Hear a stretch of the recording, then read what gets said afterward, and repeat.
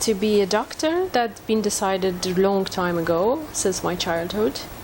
And to be a surgeon, been decided while I was doing my medical school. So that's done. During my practice in surgery, I found myself so passionate about correction, fixing defects or problems, especially in car traffic accidents and injuries. Probably at that moment I realized that this is a really good field. I never thought of the opportunity which I have now. And then the story came to my life in the sense of having a very good school of plastic surgery in Paris, and knowing the language and loving the place. It was again a very good opportunity for me to try it. And when I did it, based on all my studies and exams achieved during my work in Bahrain, I got the acceptance, and then there started my life and my career. I know the answer is very straightforward. It's my dad. I think he had exactly the same structure of life, the power of decision and the ambition, starting from probably nothing to everything and aiming high. And so, as well as the gene, I don't think that it's only the qualification or where you have been trained or how smart or determined you are. It's also the charisma, it's also your personality and determination. Without this kind of gene or personality, probably I wouldn't be as successful as I am now. As I said, I'm blessed in a sense that in general things are smooth in life, but no, in medical school I found it so easy. I said, why they say medicine is difficult? But then when I started in Paris, life wasn't that easy, because it's totally different life than what we're doing here. It's like we are really in a different world. There is a different language, different culture, different people, which I love, and I feel like now I am bonded to that life rather than here. Logical life. So the transition from to was a struggle, and the know-how was a struggle as well, and to force myself as an Arabic, probably I used to be like little girl, female, forcing herself between the French men in this field was not also easy. Coming back and starting my career, whether in Saudi or in Bahrain, was also not that easy.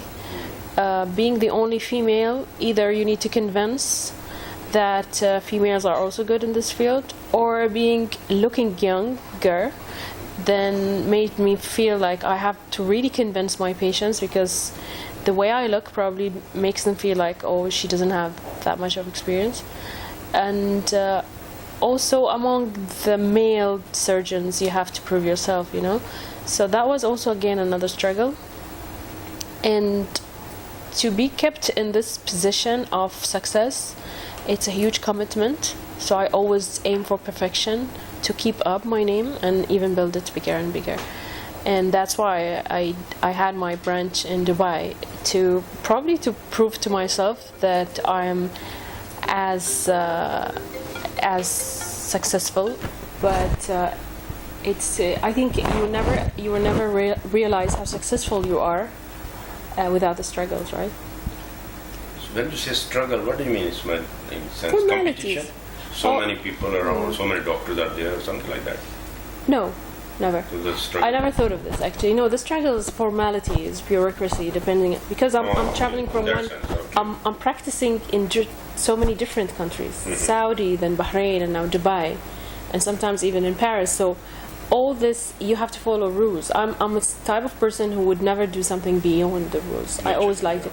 So the rules are quite difficult, and I think it's good to have it in such a way, as I said, to realize how successful you are. Why? Because we in this part of the world, as you said, developing, we're striving for excellence, right? So if you're in this situation, you must succeed and you must prove yourself. So this means that you will pay a lot of more attention, I believe, in order to achieve whatever you have to achieve, like any in training or exactly. And also we have to travel out of the country in order to get the extra education. So this is also already a sacrifice. And whoever leave the country for study, usually or generally speaking, they are of the highest standard in education. So they're already smart enough not to come back with nothing. So they will come back with a lot of information and a higher standard of studies.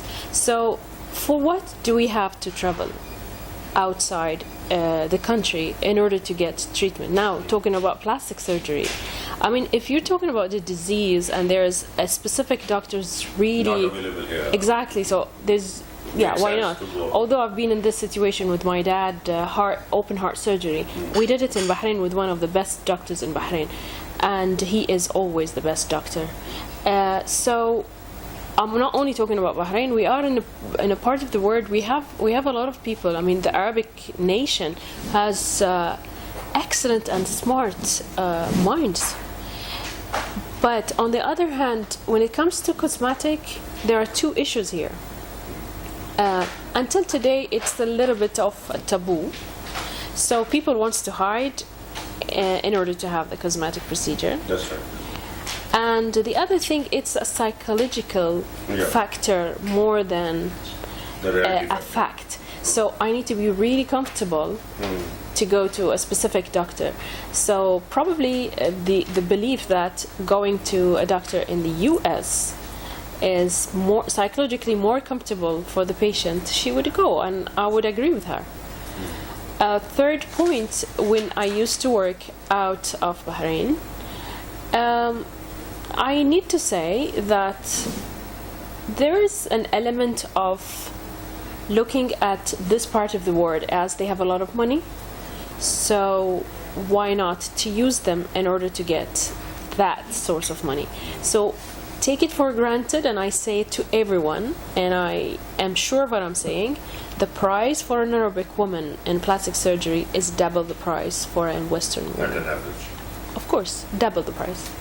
See, I had to come back home because, as you said, I have to come back to the place where I was born, and I have a family, and we are always this part of the world also is so much bonded to their families. It's so much of emotions in this.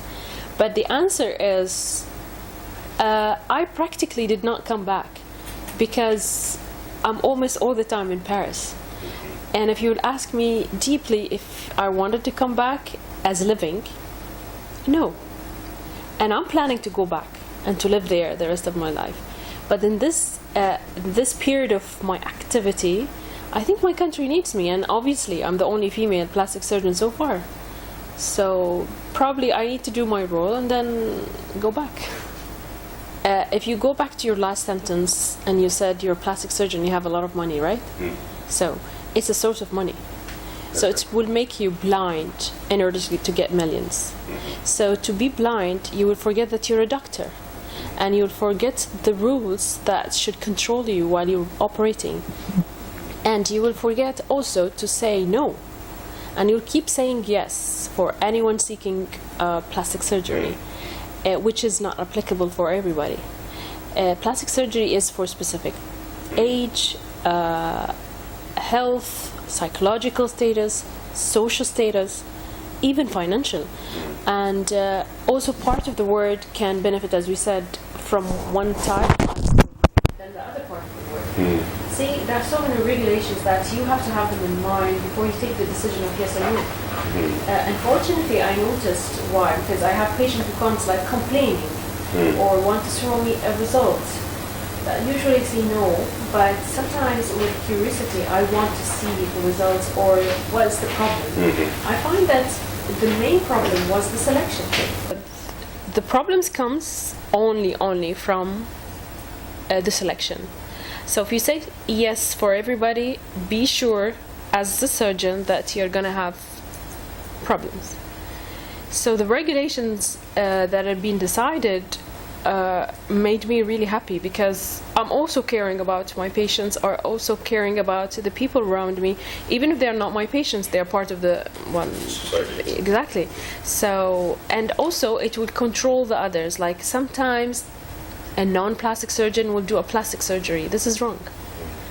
And I wish that I am part of those regulations, and I will be really honest, really honest. I'm not afraid from competition. So that's why I say I will be honest in selecting the proper plastic surgeon that can work in this part of the world. Well, I didn't hear about the accident itself, but as I said, a liposuction is a very simple procedure nowadays, but it's a very dangerous if it's not done by someone who has practiced this over years and years and years. And you cannot do liposuction for an obese person, you know, because you're removing fat out of a human being in a matter of minutes. That's right. So that depletion of fluid and fat at the same time in a huge body can affect the system. So affecting the system can affect the life. Can be dangerous. Well, Life full the of only challenges. message I can give to girls or even guys, if they want to get into this field, they have to have the artist inside them. That's it. Take this field as the passion source of your life, not the money source of your life. When it comes to the art part of it, it should be a passion, I believe. I have something to say about the Capital Club, because me as a person, I'm the one who looked after the Capital Club. Why? Because it fits a certain type of thoughts inside my head. You know, we are. It's not sectorizing the people, but we needed a place where we can join people with the same type of mentality, same standard of life. When you talk to them or discuss any issue with them, you will feed them and get fed by their knowledge. So this is one thing. It's a true club. The second thing is that you need to have like a resource of support by way or another. And I personally found it in Capital Club, or at least if I need help, I know that I can ask Capital Club. The people working here actually made me feel so. Like, I know that when I speak to Ziad now about anything, he's gonna help me out of it, even with a little help.